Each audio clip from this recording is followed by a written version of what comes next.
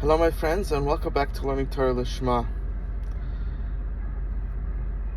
To understand the difference between socialism and communism and how that relates to as a frum Jew in today's world, and maybe we can learn a few things from it. In life we hear all these, we hear this and that, and we think that we're removed from all of this, but really we need to understand what, when we hear things, we say, okay, now I understand what this is. Am I doing that to a certain extent in my life? Am I, through telling people to do that's proper, propaganda, am I promoting this to a certain extent, maybe to a lot, all these different things. It's true that we're not doing it 100%, but we might be doing it to a certain extent. And when we hear new ideas, new things, we should look into our life. So let's take socialism and capitalism, right? Communism, almost any logical person understands that's wrong. That's basically dictatorship. Even though they want to say it's not, but that's, you could make up an idea of what something is, but when it plays out in life, what happens? So communism becomes dictatorship. So socialism and capitalism, what is that? So socialism, again, we're saying this in short, socialism, the idea is to make everybody equal. There is no rich, there is no poor. We all become equal. The wealth is evenly distributed. So you have one person that he's able to make 70,000. You have another person that's able to make 70 million. We split everything amongst everybody. That is the claim of socialism. And that they have a government that takes care of health, all the different needs, and you have a group that takes care, what we would call the government, which that's what they would call that name as well. So the government, they have a government that is in charge of splitting everything, and everybody's equally taken care of in all aspects of life. Now, we all understand, right? It sounds nice, especially for people that are lazy and unsuccessful. You understand? The problem, so it sounds nice. The question is, right, in actual life, what happens? So once you give a government the rights to control, they're giving the rights to control so that they should evenly give it to everybody. But at the end of the day, when you give people the rights to control, you give the government the right to control everything, then that turns into communism, which turns into a dictatorship. That's just the way it is. The more things are spread out, which is capitalism, the more you spread out and you allow people to make their own choices, the harder it is, the less corruption there will be, the more good there will be. You understand? So, but the more you minimize and give control to a group, which is called the government, and there could be different parts of the government, you understand? Or, the more you, even if, let's say, you didn't call it a government, you understand? But the less diverse it is, that gives people the power, and once they have the power, they become greedy, and they take full control. That's what happens at the end. So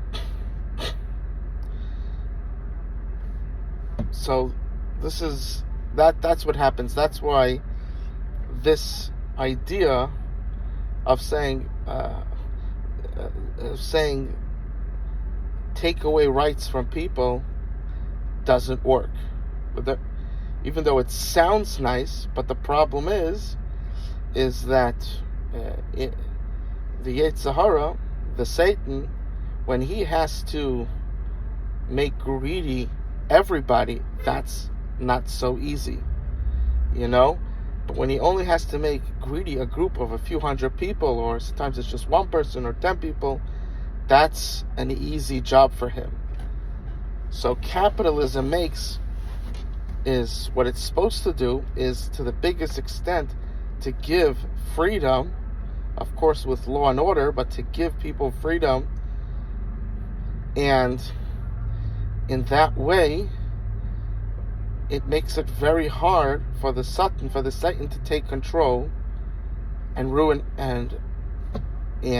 everything. We even see in our history of the Jewish kings, right? You had a good king, then the people continued to be good, or went back to being good. It might have taken some time, but he brought them back. He had a bad king, and he made everybody evil. It was one person that the Satan had to corrupt in order to destroy everybody spiritually. You understand? And of course that leads into the physical life as well. It erodes, right? You first start with the spiritual thing. Who cares? Let them have rights. No, this is abhorrent. This is evil. We don't allow it. You understand? You first give them rights. You first be understanding. We don't do that, but it's fine if you do that. It's your choice, your life. And we don't allow evil. We don't prohibit evil things. That's the first step. And then he goes, once people are corrupted spiritually, the next step of corrupting them, and when now they're finite on this world, is very, very easy. So first the Yetzer Hara, the Satan, will try to get rid of God, and once he gets rid of God, then it's limitless what he could do. There's nothing stopping him anymore. And so when it's only one person or a few people, even if it's a few hundred people, that's all he has to do. You make an easy job for him.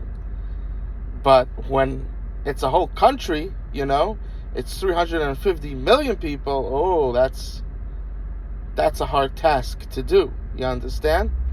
So that's why capitalism is the correct system. So we just explained socialism, what it is and why it doesn't work. With that, we started to understand a bit of capitalism. Capitalism is that there's elected officials into the government, and that changes. It's not like in Russia, they elected Putin and now he's there until he dies. You understand? It changes. Different places have different amount, but let's say in America, if you want to become the president, you can only have 2 terms, and a term lasts for 4 years. And if you're in Eretz Yisrael, I don't know how long the term lasts for, but there's unlimited amount of times that you could be elected. Different, and then there's there's the Senate, there's all different members, and you elect them. So that's how you create the government. You elect the people that you want, and then once they're elected for that amount of time that they're in office until the next election, they have control, on what to legislate and do. But what keeps them in line is if they don't treat you well, then the next term you don't elect them, and you're also electing people that you think could do good. So that's how that works. You understand? So that's how the system is built. remember, the other systems, once you elected someone or the person just took power, that it's over. That's it. So it could be in socialism. You could have a few times that you elect, but it's what usually, but it's not nothing near capitalism. The elections by capitalism. So that's the government aspect of capitalism. And the idea of capitalism, again, you could elect someone that's a socialist and he slowly turns a country that's a capitalist into a socialist, you understand? A capitalism, you can't cut, if you have enough people that go haywire, that's it, You could lose the whole capitalist state. That's, sort of what has been happening for many years now in America. It's slowly turning into socialism, At least 60% of the money that the country makes, which it has to raise taxes to do this, is all going to fund benefits, and so it takes from the rich and gives to the poor, as opposed to encouraging people and teaching in the schools how people could actually make money, right? People could go to school and they're not taught, not only aren't they taught how to become rich, but they're not even taught how to keep the tax law. You understand? That's how far it goes. So, that's just wild if you think about it. So, let's looking at America. America, even though it's officially a capitalist society, but socialism keeps making its way in and ruining it and taking away people's rights and taking away people's money. And, Baruch Hashem, thank God today we, due to the open, that the press is not in control anymore. There's so many places you could post videos and start your own channel and everything. So things are getting out there. You understand? And we're starting to see a bit of a revival, and we hope it continues and it goes strong and it becomes more and more. And that would be amazing for the country, and even the people that are against and want socialism, it's also good for them. They just don't realize it or are lying to themselves. So capitalism is that there's a government, just like in the other types, just like in socialism. However, the government is very regulated. There's short terms for each person, and the people elect them, and in this way, the people stay in control. And the government is only there to, so to speak, preserve the peace, for protection. You need an army, you need law enforcement, right? You can't allow people to do depraved acts, things that will destroy the country. You understand? A person, let's say, wanted to start a movement, that permits you to, wants to start a movement that you could just kill yourself at any time, right? If you're unhappy with your life. So you could be 15 years old or 18 years old, and you could just kill yourself if you're unhappy with your life. If someone created such a movement, legally you would be allowed to go and arrest that person and throw him into jail and take away that movement that he's creating. Why? Because that is dangerous. You understand? If someone was teaching how to be a thief, how to hurt people, how to molest, all these things, you would be able to, the government would then arrest them and put them in jail. You understand? But when someone, let's say, is creating a business, the government would be there to protect them and make sure that they could succeed, that the streets are safe, people aren't stealing, the kids are getting good education to become good people, good, kind, honest people. That's the government. So the government is there to expand good free will. That's what it's there. That's what it's there for. And if someone wants to be evil and depraved and do horrible things, that's not allowed. If someone wants to create an ideology that's like we just mentioned before, that destroys, that causes people to kill themselves, causes people to do evil things, then we are allowed to stop them. But when a person wants to do good, or even if he just doesn't want to do anything, he's lazy, he's left alone, and if he wants to do good, he could do it to the biggest extent, and he could make a lot of money. And as your business grows, you need employees, you understand, and then they help people. Even if it was, most people that go into business, they're not 100% greedy. There's a balance. There's a balance that's called a healthy balance. Not caring about yourself at all is also not healthy, right? And not caring about anybody else at all is also not healthy, right? There's a balance. But even if someone was completely greedy, in capitalism, he could do good. Why? Because at the end of the day, he needs to hire workers. And if he doesn't pay them good, then they're going to go somewhere else.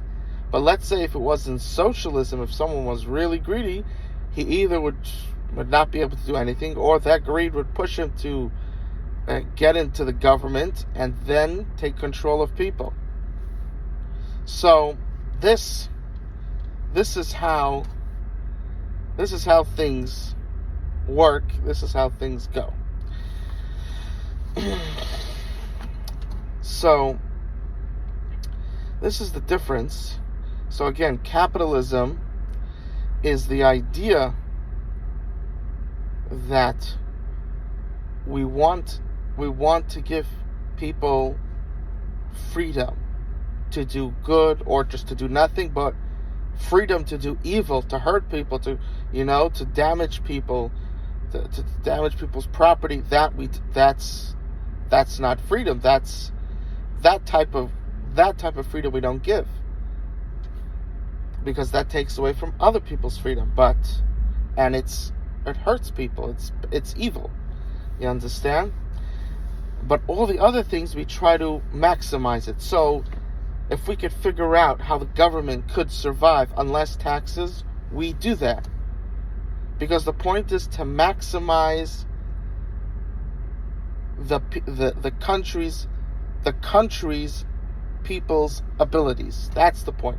Now you understand that even America has been highly affected by socialism, and it's sort of a mix. And that's why, for instance, DJI, when it comes to drones, who's the biggest company of drones? It's in China. Why? Because in China, they could master a specific area because the government could cause that to happen. But the problem is that in a government, in a country, you need so many areas mastered, and when one person or a few people have to come up with everything, that's very difficult to happen. You understand? And people don't really have so much incentive because they don't really come home with money. I think China has changed a bit. You understand? It's not, it's not exactly, it's becoming a bit capitalistic, and therefore, but since they have someone that's in complete control, so therefore they could prevent people. They could quickly remove sanctions on building drones, and no one can sue them, and so on and so forth, and they could succeed very easily. However, in America, you try to create a drone company, just think of the endless amount of suing that they could, that people could do, the states could do, the government could do. There's just endless amount. There's no way to be profitable. There's just too many restrictions. It's impossible. And therefore, because America all that socialism that America until now has been turning slowly but surely socialist. It ruined the whole drone industry. Who knows what we could have had today. So again, we're not, the Messiah didn't come yet, so we're never going to have a perfect world. But the most success that you'll have is in a capitalistic system, and the least success that you'll have is in a socialist, and even more in a communistic system. Communism. Now, what's the root of it all? Why is that? Well, first, what we said is totally understandable, but the root of it is who is, look at Elon Musk, how much he pushed himself, how much he had sleepless nights. He pushed himself to such an extent that his wife left him. She said, "You're not home." It wasn't the smartest decision that she made, but that's what she did. He pushed himself to unimaginable, pain and suffering to create his company, right? Now, he has 2 companies. And this, he has Tesla and SpaceX. Now, for someone to do all that effort, and because he put in so much effort, and when he was young, he learned a lot of skills in the areas that make money, which right, we all know what he does. There's all different areas. This is one of the areas that make a lot of money. Because he did that, and it's not just the knowledge, but it's the effort you need to put in. Because he did unimaginable, I think he said he did like 120-hour weeks. It's like crazy amounts, you understand? So because he pushed himself, he would sleep on the floor in the company. He would just sleep on the couch. He wouldn't even go home for days on end.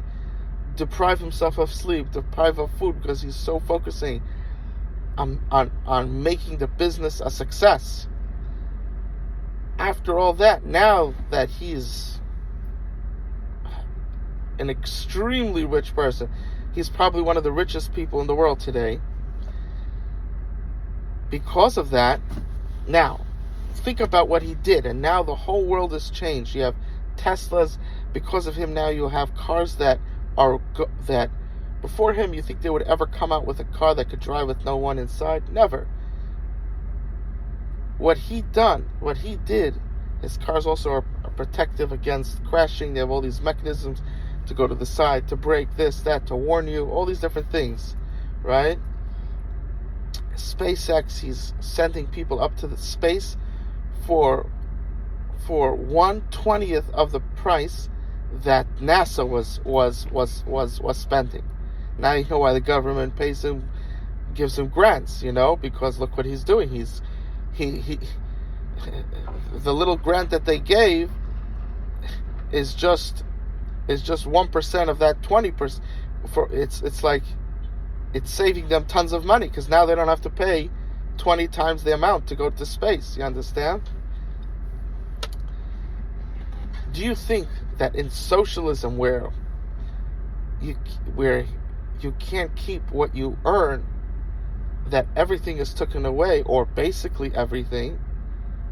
Like Bernie Sanders, after when you get to a certain amount, only 99% goes to the country, 1% goes to you. You think he would have the inner? You think he would have the inner courage, the inner drive to do that? He wouldn't. He physically wouldn't have the kaichas, the strength to do what he did, if he wasn't gonna be able to keep the money that he's making.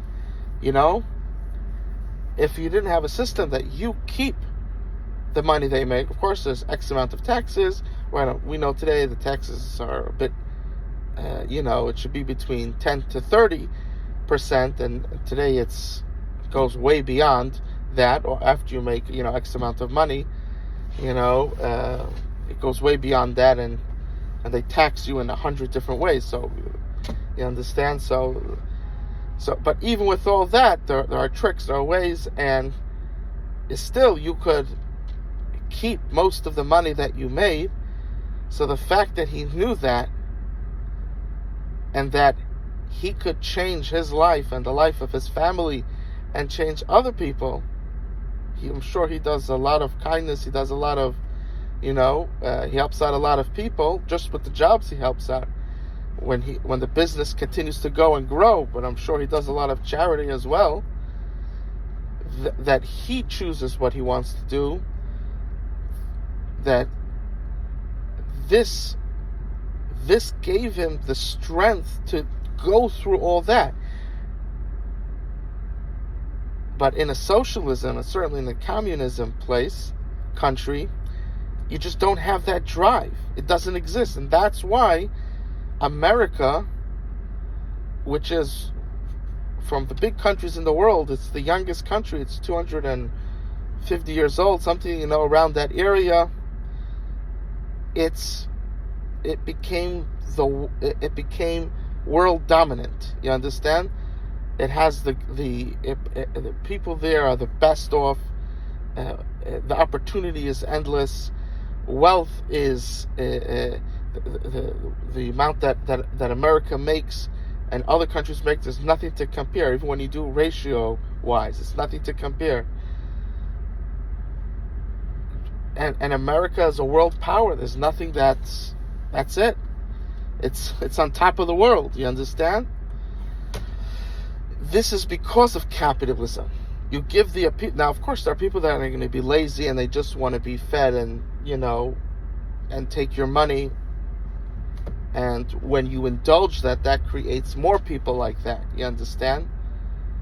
And that's what has been happening for a very long time. But even with all that, people that were actually driven and actually figured out what they enjoy to do, and then in that area what makes money, and they focused on that and they put in all their effort, have become very successful. You understand? And that's capitalism. That's America. Now that we said this, I want to go into the koilo, this idea of koilo. It first started out as a benign, simple idea. People wanting to learn full time, people wanting to get other people to learn full time and do nothing else, which is a nice idea. And even that in and of itself is a flaw. You understand? Because if Hashem wanted people to do that all the time, then he would have made a world that way. Hashem made that the world is very dynamic. There are many things that a person could do, and there are many things that a person needs to do. You understand? If you need to make money to pay for the house, to pay for your kids, to pay for your spouse, to pay for food, pay for your health, all these things, the clothing. Hashem made life, God made life in such made life dynamic. And why is that? Because each person has such explosive powers, and the way Hashem made us is that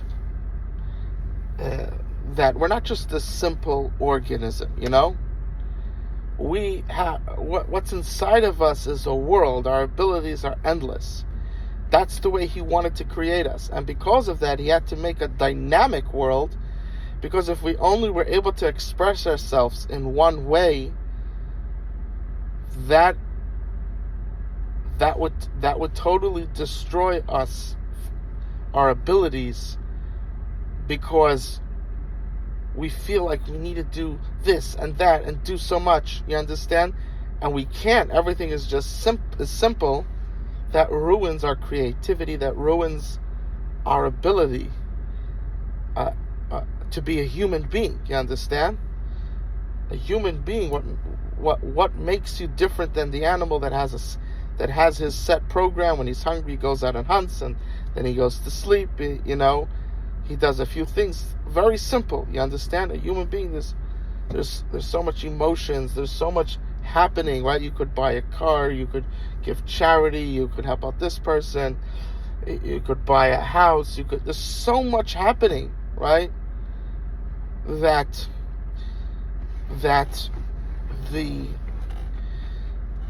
a person feels, he feels alive. Okay, I'm put into this world, and if he's trained properly how to look at it, how Hashem made such a dynamic world, and then you go in and take your piece of it, you understand? And you respect other people that have the other abilities, and together you create something amazing. That's what Hashem wants you to do. And of course, there's a reason why Hashem didn't, right? The chiyuv of Talmud Torah for a man is first of all, he has X amount that he needs to learn every day. He needs to learn a little bit in the morning, a little in the day, and some at night. Let's say 30 minutes a day, 30 minutes a night. There's an X amount that he needs to do. And then there's also the chiyuv that if you have extra time, he didn't say, why is it, then you also use that time to learn. But there's many ways of learning. The Torah is very complex. It touches every area of life, so it's amazing. You understand? It's very fulfilling, but at the same time, Torah is Torah, and it's not working. You understand? I mean, unless you're a Rebbe, but, not everybody wants to be a Rebbe. Not everybody is, does that go well for them? So the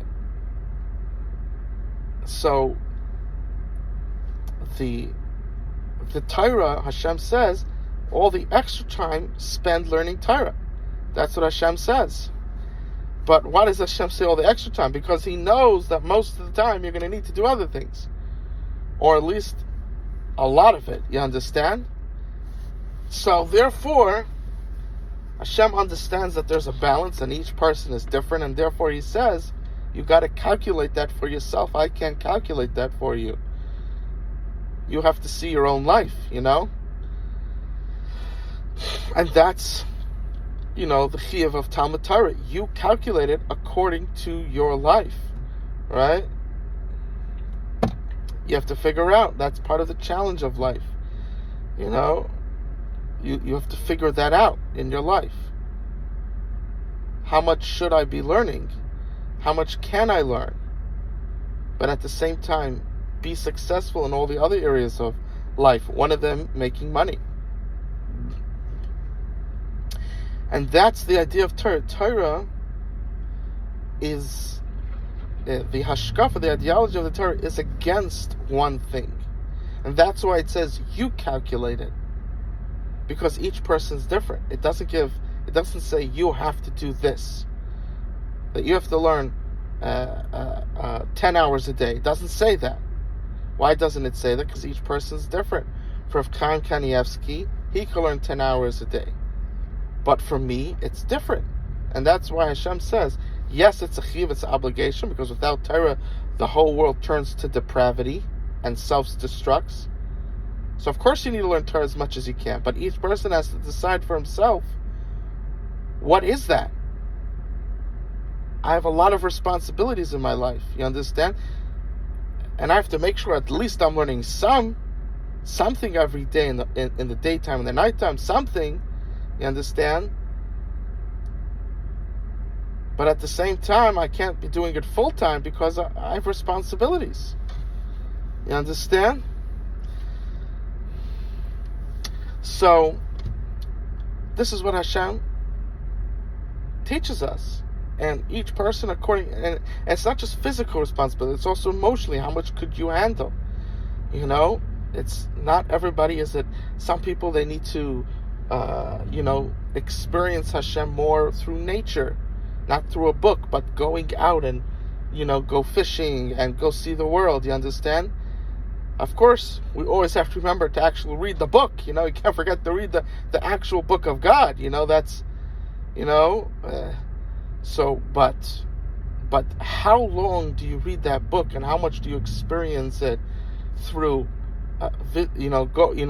through being, through going places in the world, through business, and how much that's each person has to figure out, and therefore it's complicated, and you try to do your best in all that you can.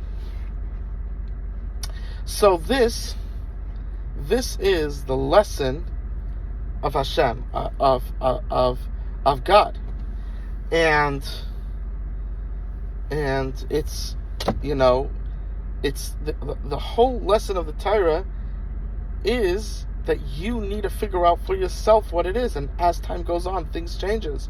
Sometimes you're able to learn more, sometimes you're able to learn less.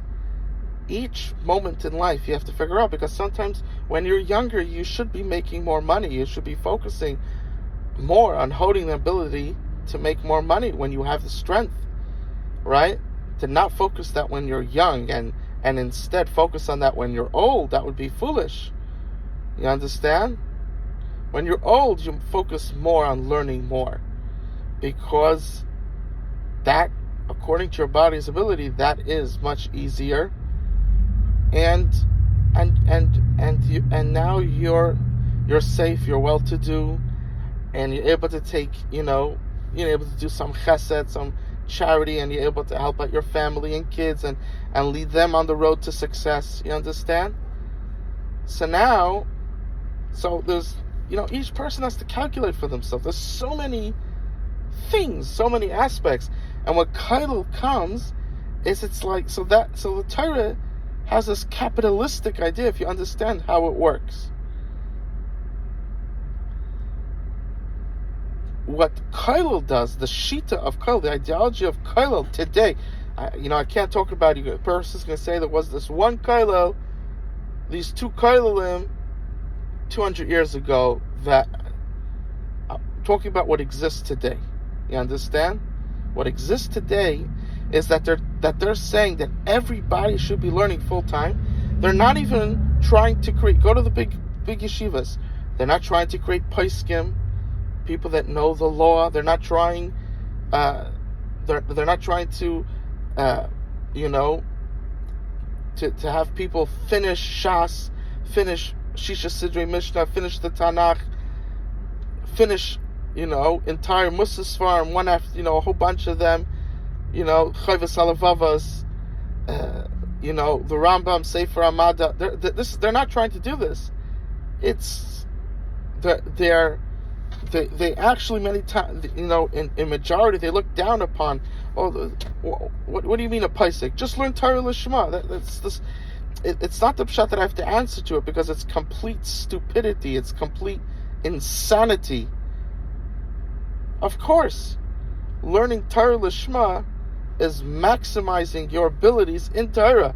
If you have the ability to become a paisik and you don't do it, then you're not learning Torah Lishma. To not become a paisik, to show that just learning is chashuv enough, that if you have the ability to become a paisik, how could you not? You understand? It's such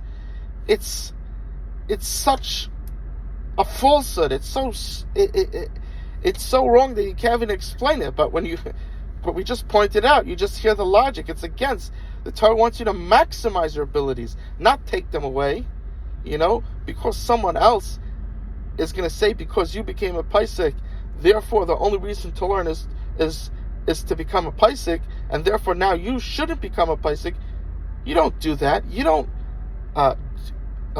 Hashem doesn't want you to lessen your abilities because what someone else is going to say or think, especially when when you become the paisik, you talk about the fact that we have to maximize our abilities. And for one person it could be psak, for one person it could be a gadita, one person it could be this, that. You understand? That's all socialism. This idea, it's all this. It's this horrible.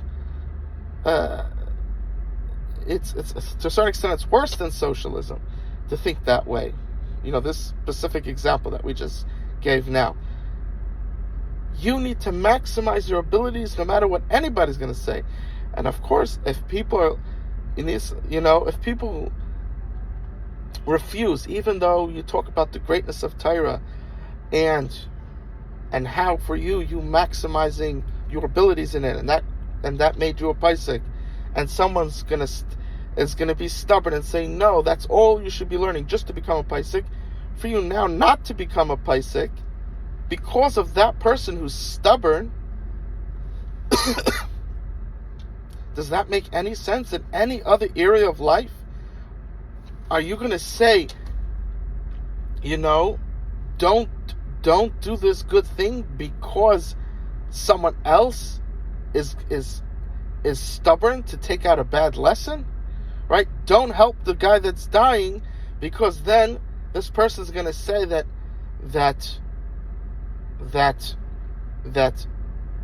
all the people that die, it's your fault because you didn't help them, because you helped this person and you didn't help that one. That doesn't make any sense. You see someone dying, you save them.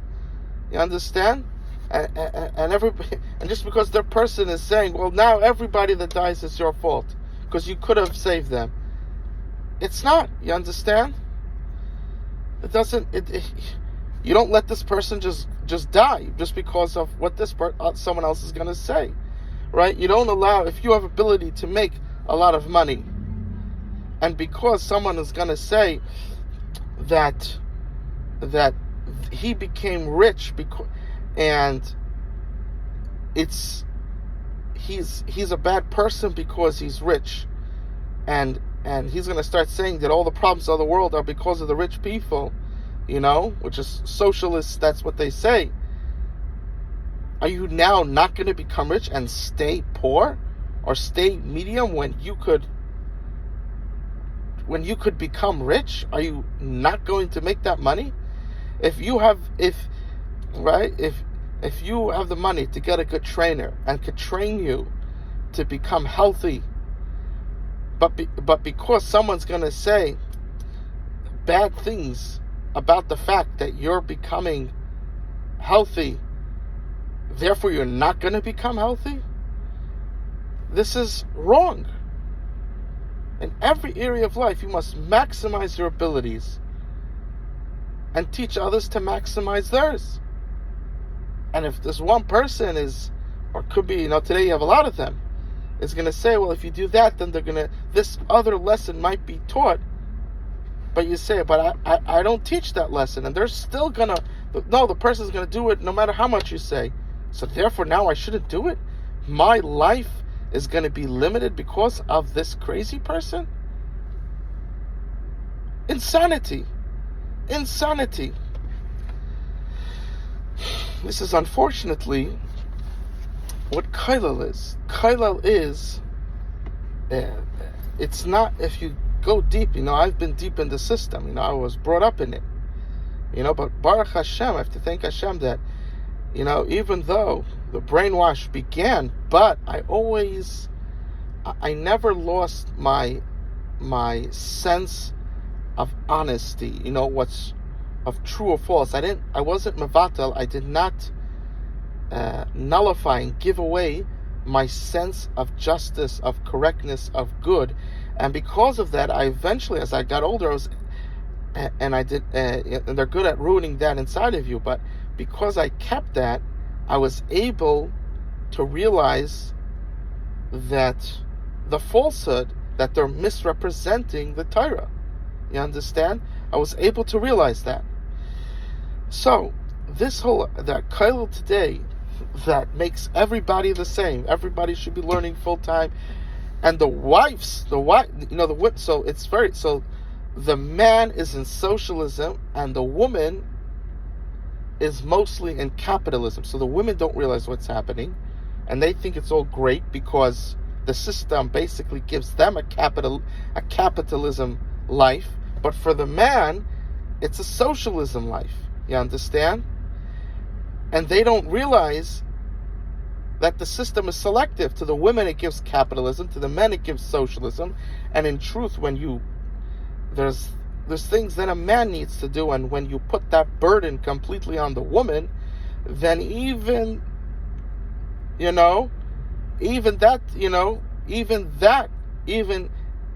it puts a big strain on her even being happy with her life. You understand? Feeling success, feeling that she could do things in the world. You understand? Even on her, it puts a huge stress. But the system, they don't realize what they're doing. But what at least I hope they don't. It would be pretty bad if they knew what they were doing and they still did it. This is what's happening. You have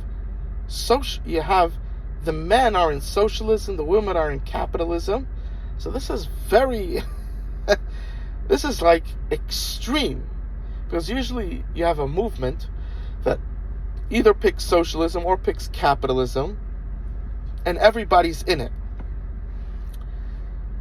And eventually, there's a lot of pain and a lot of people die and get hurt, you understand, because of socialism. But at the end, they figure out that it's wrong.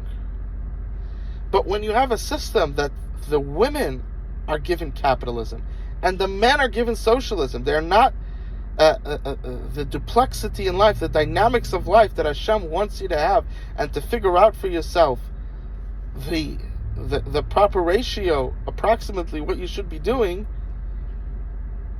That doesn't exist for men. Rather, it's just learn full time. That's really what you're supposed to be doing.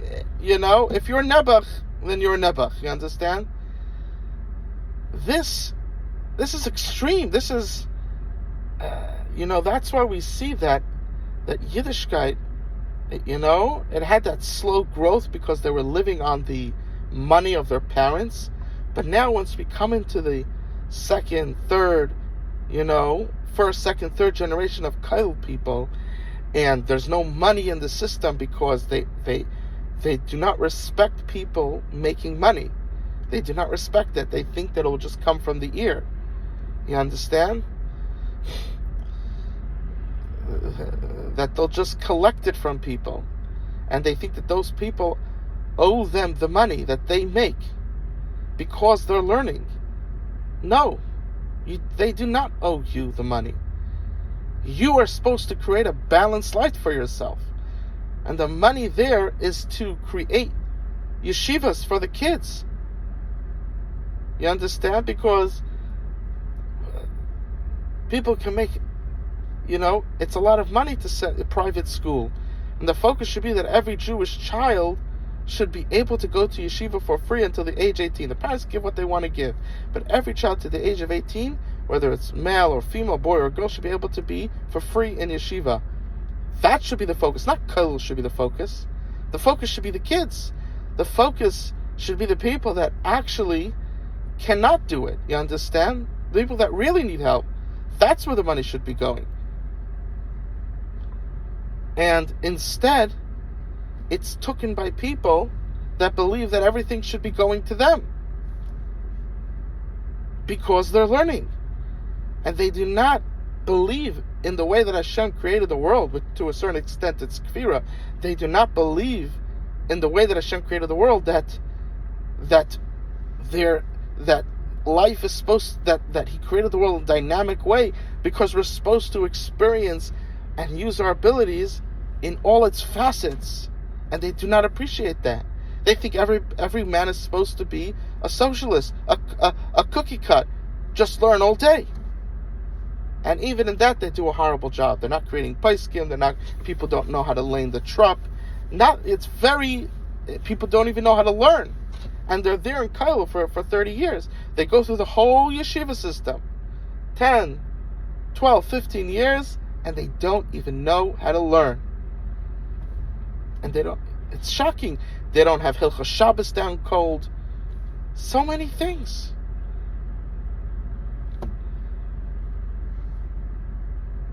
So not only is it a problem, they're saying Torah, not only aren't they even doing a good job at teaching Torah, but the way that they're teaching people to learn is incorrect. The Torah teaches us balance. You have to figure it out for yourself. Torah doesn't say you all need to learn 10 hours a day. It doesn't say that. It says you need to figure it out for yourself, because each person's different. The Torah understands balance, and they don't. So this whole Kol movement is basically a socialism movement, and it's so bad that it gives capitalism to the women and socialism to the men, but it puts capitalism twice on the women, because they have to pick up they have to be the man capitalism and the woman capitalism, which is a tremendous strain on a woman, so even that they ruin. Even the capitalism experience for the woman they ruin, because they put the capitalism of the man on the woman. Just absolute insanity.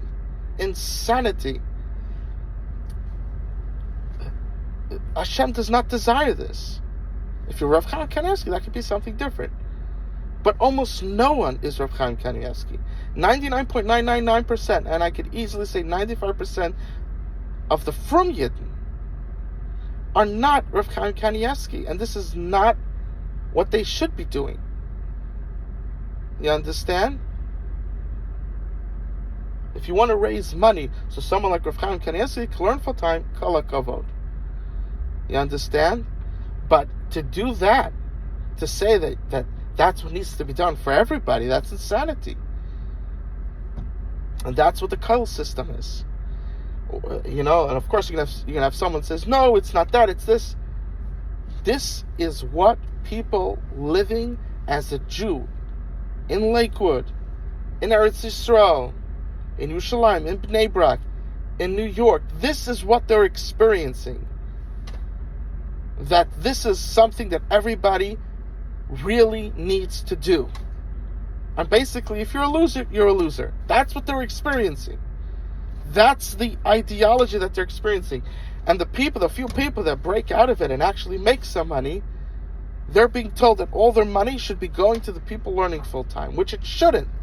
It should be going to the kids, making sure that there's a school for every child, how many Yidden go off the derech, not because they wanted, because they couldn't send their children to a Jewish school. They wanted to go to a Jewish school, but they couldn't go because they didn't have the money. Endless amount of kids, millions and millions and millions and millions. And I'm sick and tired of it. Not only is it not a priority to send to Kol, it's wrong to send to Kol. You must give all your money for the kids. That every Jewish child should have a Jewish education, should know how to be a Jew. And in Judaism, it teaches decency, honesty, loyalty, all these things. That's what we need. That every Jewish child should be able, should have that. You understand? That's the first and most important thing. And I want to say, even someone like Rav Chaim Kanievsky, that he's really someone that could be learning, a whole, not just 10 hours a day, 15 hours a day. Even someone like him,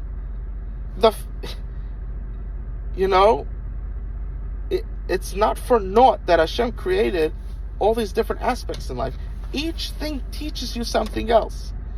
So when a person goes out into the work world, he learns something. I heard from I think it was Noah Weinberger, he said, if a person wants to be a rabbi, he should first be required to have worked for 2 years. So he understands what people experience.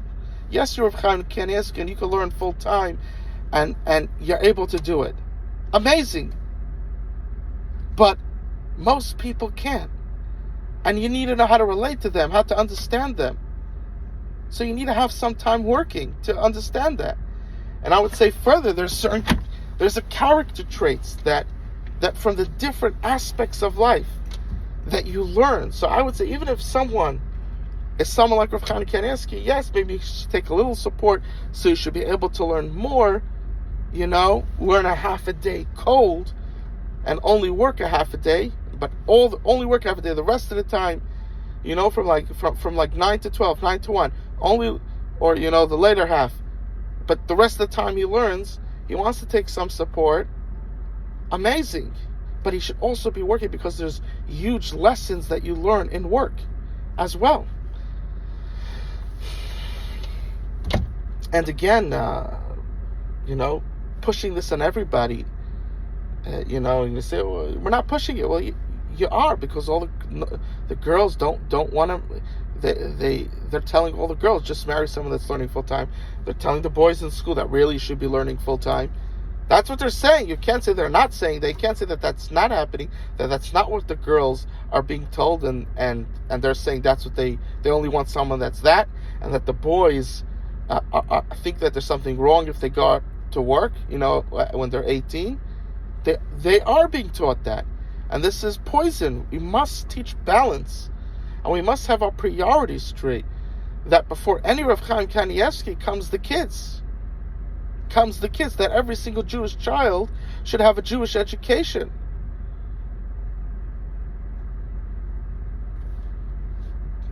This is simple. This is simple things. Thus, realizing the truth and realizing the light of the Torah may enlighten our lives, may be blessing into our lives, and most importantly, may we follow it, because the blessing comes when you actually follow God. That's why you have the biggest Rabbanim today. Their kids are going off the derech. The kids don't respect them. How could it be? Because you're not following God. The blessing of life, Hashem made it that the world works a certain way. And when you realize how the world works, and you do things accordingly, and you pray to God for extra help, that's the proper way to success. But to ignore the way Hashem set up the world, and to think just because you pray, anything will happen, that's incorrect. That is incorrect. Hashem wants you to realize the reality of how He created the world, and then pray. And then go into doing it with the power of God behind you. I love you, and Hashem loves you more.